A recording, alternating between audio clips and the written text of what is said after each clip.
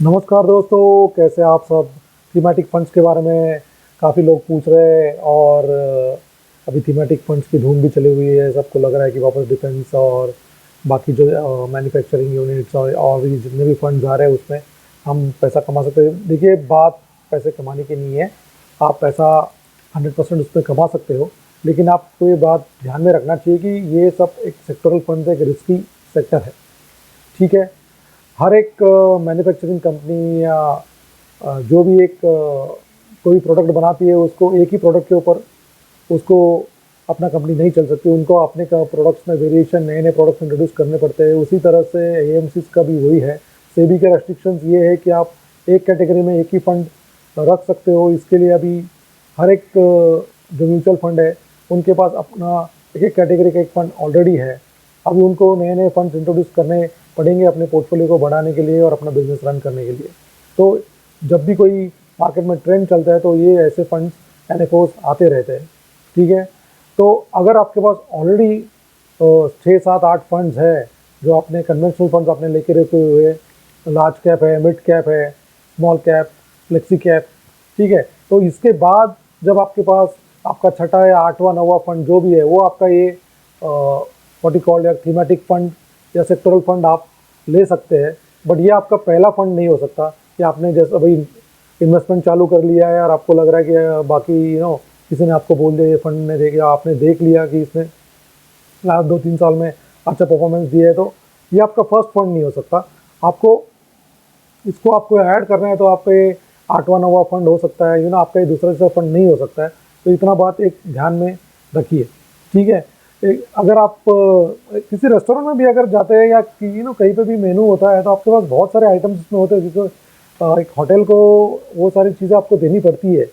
Otherwise उसका hotel चलेगा नहीं, आपको मेनू में रखना पड़ता है। तो इसका मतलब ये नहीं कि आप सारे आइटम्स उसमें से ऑर्डर करो और सारे के सारे आप खा पाओगे। आपको जब भी आप रेस्टोरेंट में जाते हो, आप आपकी जो फेवरेट चीज़ है, 3 4 चीज़ें उसमें से किसी में से आप सेलेक्ट करते हो और खाते हो। ठीक है। तो ये एक आध दूसरे बार कभी आप कोई नई चीज़ ट्राई करते हो। तो उसी तरह से ये है, आपको आपका जो रेगुलर जो चल रहा है उसको चलने दीजिए। उसके बाद अगर आपको लग रहा है कि अच्छा मुझे डिफेंस में मुझे ट्राई करना है, तो आप उसमें ट्राई कीजिए। आपका जो अगर लॉस भी होता है तभी आपको कोई उसमें प्रॉब्लम नहीं होना चाहिए। तो आपका जो कन्वेंशनल पोर्टफोलियो है बराबर से चलना चाहिए। ठीक है। अगर आप देखेंगे 2007 8 में इंफ्रास्ट्रक्चर की बड़ी धूम चल रही थी। इवन दुबई वगैरह में धनाधन इंफ्रास्ट्रक्चर बढ़ रहा था। लेकिन जब 2008 का लेमन ब्रदर्स का क्राइसिस आया और मार्केट जो तगड़ा गिरा, उसके बाद लोगों को दुबई से वगैरह से भी अपने अपने जॉब्स छोड़ के भाग के, गाड़ियाँ वाड़ियाँ उन्होंने सब एयरपोर्ट पे छोड़ के भाग के आ गए थे। बिकॉज बहुत ही बड़ा रिसेशन हुआ था। उसी टाइम पे बहुत इंडियन स्टॉक्स में भी या इंडियन म्यूचुअल फंड्स वालों ने भी बहुत सारा अपना एलोकेशन इंफ्रास्ट्रक्चर फंड्स को दे के रखा हुआ था।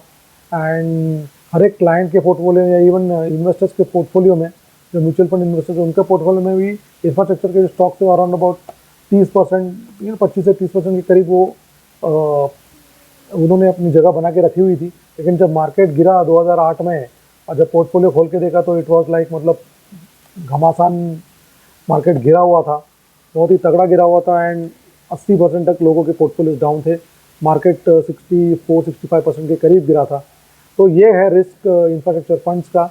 तो अगर इस तरह से अगर वापस मार्केट गिरेगा तो अगर आपने कोई फंड लेकर होगा तो ये ना हो कि वही आपके पास वही थीमेटिक फंड्स ही है। तो आपके पास कन्वेंशनल फंड्स होने चाहिए। उसके बाद आपका जब रिक्वायरमेंट पूरा हो जाएगा, अगर आपको लग रहा है कि आपके पोर्टफोलियो में इसकी ज़रूरत है, तभी आप उसके अंदर इन्वेस्ट कीजिए, वरना उस फंड्स की आपके पोर्टफोलियो में कोई ज़रूरत नहीं है। ठीक है। आपका एसआईपी जो नॉर्मल चल रहा है उसको कंटिन्यू कीजिए। लमसम का पैसा भी आपके जो फंड चल रहे हैं उसी में लगाइए। ठीक है। अगले वीडियो में हम बात करते हैं लमसम किस तरह से करेंगे, क्योंकि लमसम की क्वेरीज मुझे बहुत आ रही है।